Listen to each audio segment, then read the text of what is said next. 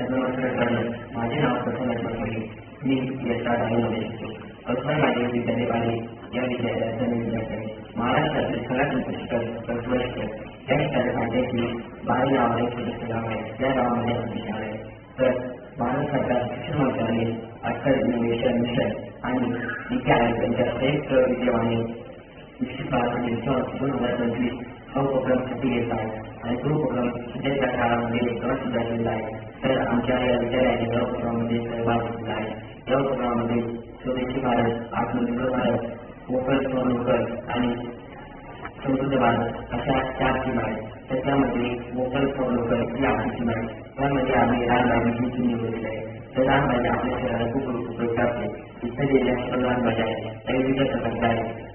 जसे की कोणकोणी पालची भाजी, कांदा अशा विविध प्रकारच्या भाज्या आहेत. या भाज्या आपण आपल्या आहारामध्ये आणल्या पाहिजे. जर आपण या भाज्यांचे सेवन केले नाही, आपल्या आहारामध्ये आणल्या नाही, तर आपल्याला विविध प्रकारचे आजार होऊ शकतात. जसे की आळूची भाजी, कोंबडी या भाज्यांमध्ये मोठ्या प्रमाणामध्ये व्हिटॅमिन सी म्हणजे जीवनसत्व सी असते, जीवनसत्व ए, जीवनसत्व क आणि बी कॉम्प्लेक्स सुद्धा असते. तर हे जीवनसत्व आपल्या शरीराला अत्यंत उपयोगी असतात. हे जीवनसत्व आपण शरीरामध्ये वापरले नाही, या भाज्यांचे आपण आहार केला नाही, शरीर आपल्याला मिळणार नाही. त्यामुळे आपली पचनक्रिया, आपली शरीराची वाढ आहे ती चांगल्या प्रकारे होणार आहे. एवढंच नाही तर आपले शरीर विविध विचारांनी खराब होऊ जाईल. तर या भाज्यांचे आपण सेवन केले पाहिजे जेणेकरून आपले शरीर समृद्ध आणि निरोगी राहील.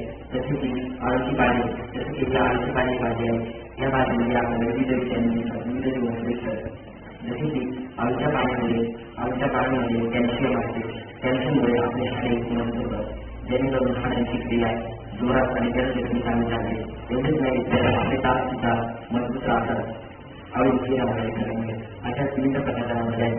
जसे की कडवारी, भातपुरी, गोड ही पण एक रानभाजी आहे.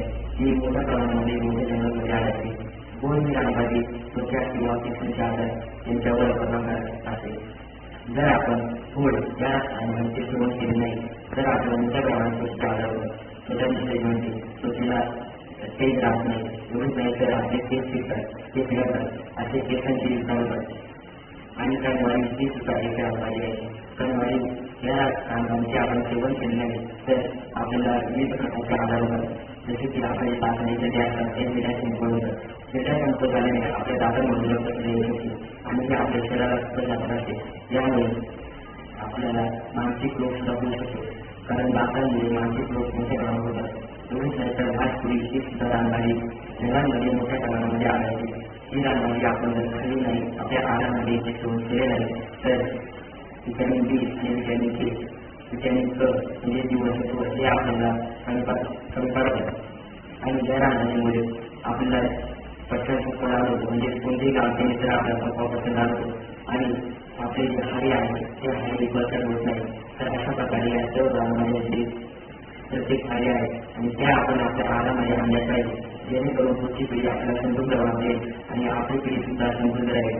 तर तुम्ही पण या रानभाजीचे सेवन करावे. याच्यानंतर पुढची माहिती माझ्या मोठा मित्र येऊ शकते. नमस्कार, माझे नाव योगेश. मी करायला शिकतो. मी आज तुम्हाला माझ्याविषयी थोडी माहिती सांगतो. सेवन करण्याची फायदा होते की नाही का. ही आहे बटाट्याची भाजी. ही भाजी खाल्ल्यानंतर आपली पचनशक्ती व आपल्यातील आजार लवकर बरे होते. ही आहे आळूची भाजी.